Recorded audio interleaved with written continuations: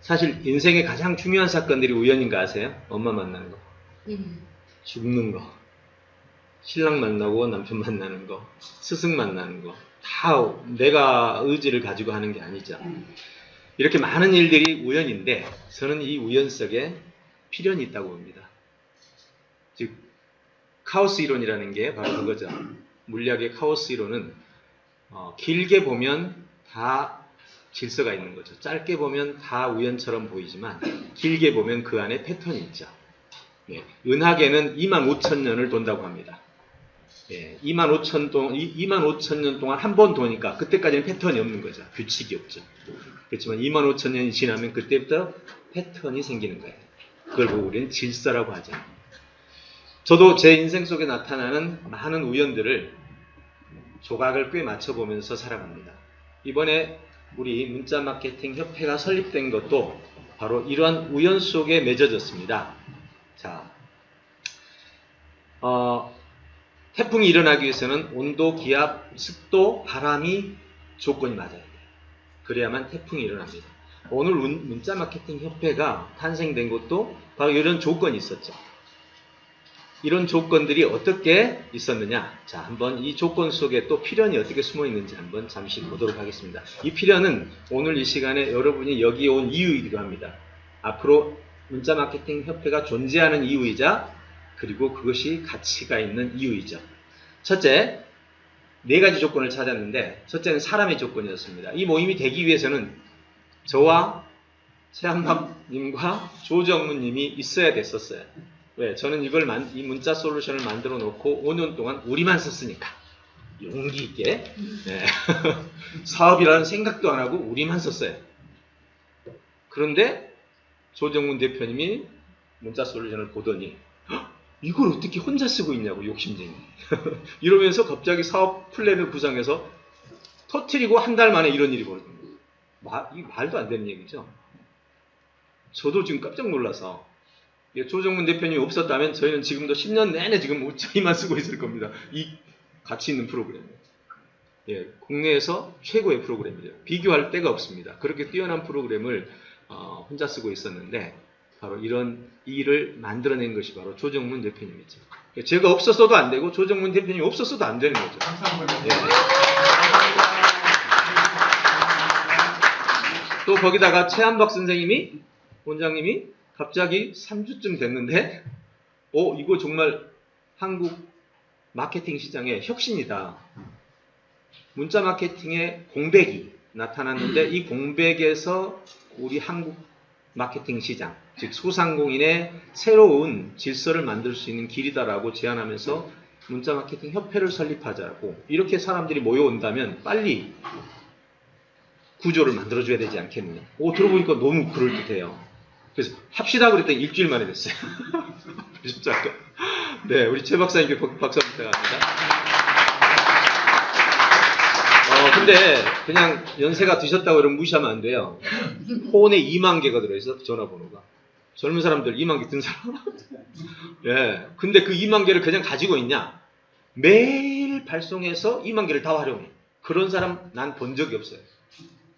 예. 그럼 마케팅의 진짜 달인이죠.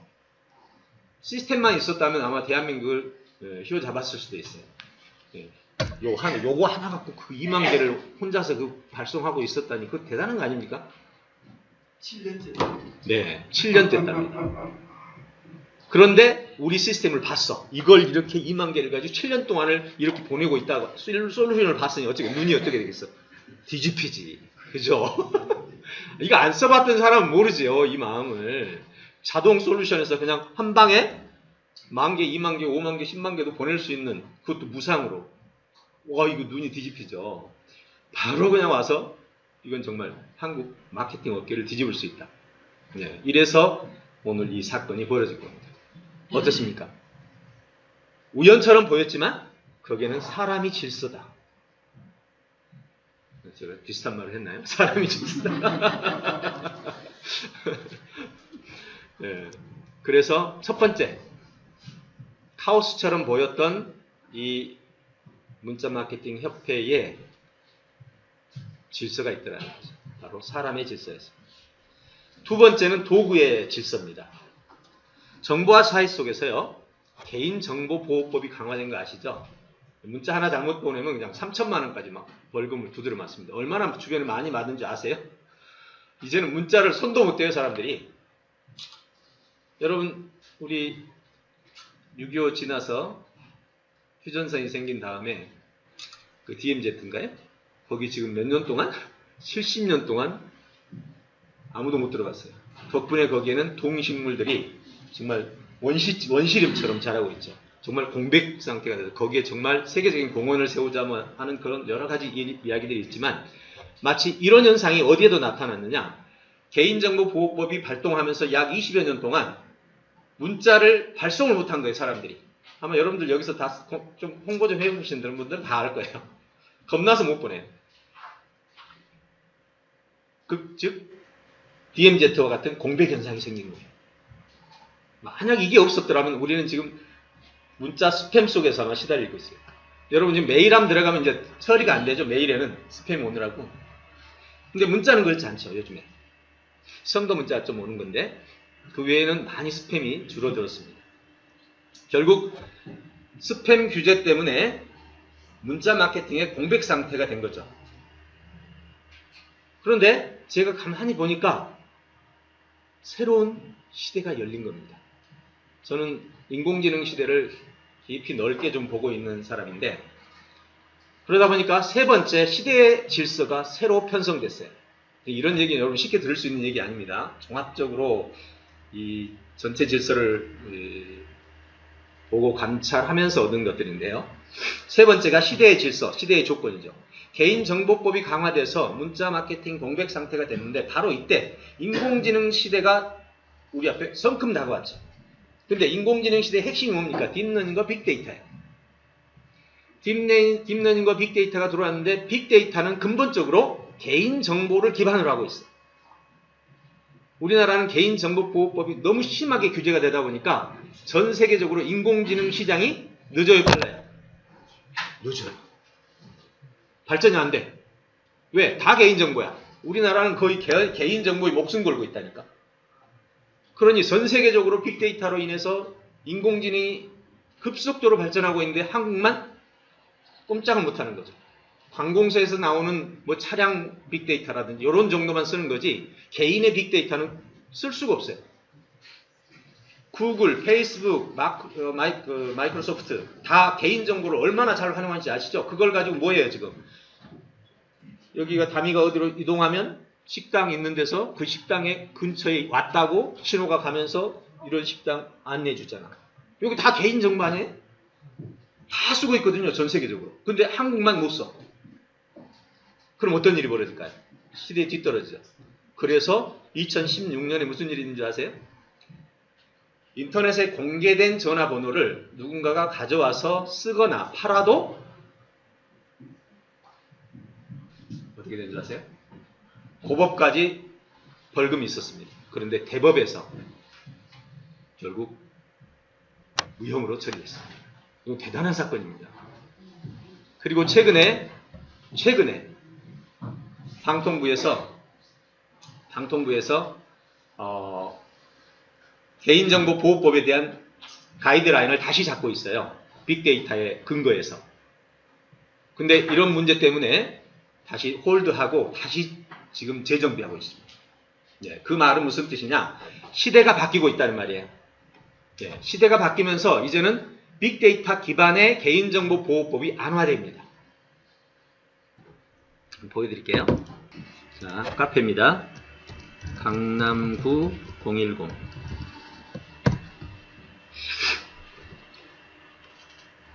38만 5천 건의 전화번호가 나옵니다. 그죠? 뭐, 이 정도면 이제, 이건 공개되어 있는 번호라고 그럽니다. 자기가 인터넷에 올려서 공개된 번호예요. 그럼 전화번호 구하는 건 어때요, 이제? 이제 좀 힘들죠? 하나씩 들어가서 클릭해서 잡아 오려면. 네, 그렇지만 어때요? 공개가 돼 있네. 거기다가 회사 이름, 그 다음에 전화번호, 업종까지 다 나와 있습니다. 물론 모으는 데는 좀 시간이 걸리겠죠. 근데 또 다행히 이런 것도 모아주는 사람이 있어요. 네. 우리 협회에서는 이걸 다 모아서 여러분들이 필요로 한 수지에 식당만, 그것도 한식만 주시오. 그러면 그렇게 해서 줍니다. 물론 거기에는 뭐 가격이 누군가 작업해야 되니까 누군가는 작업해야 되겠죠. 그게 지금 현재 사회에서 공공연하게 지금 전달이 되고 있습니다. 얼마나 멋진 시대예요. 물론 여기에 이제 여러분이 스팸법에 걸려서 벌금 물까봐 못 보내는 아주 달달달 떠는 일이 있죠. 그것도 사실은 여러분이 몰라서 그렇습니다. 저는 현재까지 15년 동안 메일과 문자를, 저희가 지금 문자를 가지고 있잖아요. 이렇게. 자, 올려 문자를 이렇게 가지고 있잖아요. 이걸로 저희는 지금 매일 발송하고 있죠. 왜 안 걸리네? 알면 안 걸리는 거죠. 모르는 사람은 겁나서 못 보내요. 아는 사람은 아니까 스팸법을 준수하는 거죠. 저는 여러분이 스팸법 빠져나가라고 하지 않습니다. 법은 준수하는 게 좋아요. 왜? 언제 어느 때 걸릴지 몰라. 법은 지켜라. 그게 손해 안 보는 길이에요. 그래서 스팸법을 분석을 했습니다. 오늘 이따가 여러분 요거 끝나면 제가 공개 강좌가 있어요. 1시간 동안. 거기서 제가 스팸법을 보여드릴게요. 알면 아무것도 아닌데 모르니까 걸리는 거예요. 근데 왜 그 법을 한번 분석을 안 하고 다들 발송할까? 그거 참 신기하죠? 예, 그런 부분을 우리가 오늘 풀어갈 수 있는 길이 될 것 같습니다. 자, 그래서 세 번째 뭐예요? 시대의 질서가 바뀐 거예요. 아까 정보보호법이 바뀌고 있죠. 시대가 바뀌고 있죠. 마지막에 가격이 또 다른 질서를 만들어내고 있습니다. 휴대폰에 문자가 탄생한 이래로 지금까지 가장 효과적인 마케팅은 문자였습니다. 즉시성, 열람성, 반응성, 실행성, 접근성, 확장성 다 1위 아닙니까? 문자가. 전 세계적으로 알려진 겁니다. 근데 못 쓰는 이유는 스팸에 걸려 못 쓰죠. 네, 이걸 풀어갈 수 있는 길이 있죠. 덕분에 많은 사람들이 문자를 사용하지 않아서 공백이 되었는데 이제는 우리가 그 길을 찾았습니다. 또 하나, 문자를 보낼 수 있다고 하더라도 사실 문자 비용 문제는 쉬운 게 아니죠. 자주 꾸준히 보내고 싶은데 그 비용 많이 듭니다. 그런 속에서 여러분 스마트폰 속에는 매월 9,000개의 무료 문자가 들어가 있습니다. 요금제도 그냥 여러분 쓴 요금제에서 신고만 하면 바로 무료 문자 9,000개를 보낼 수 있게 되어 있습니다. 스팸법을 준수하면서 9,000개를 무료로, 그것도 가족이 5명이 모으고 사시고 45,000개를 무료로.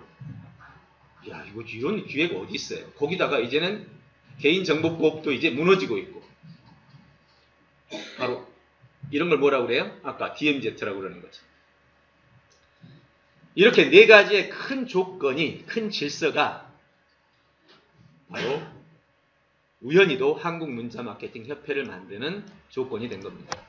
자, 제가 분석 잘했나요? 네. 이럴 때 박수 한번 해야 되는 거 아니에요? 사실 저도 저에게 일어난 이 한 달 동안의 사건을 이게 어떻게 된 거지? 저도 얼떨떨하면서 막 밀다 하면서 이 상황이 왔거든요. 그러면서 고찰을 해본 거죠.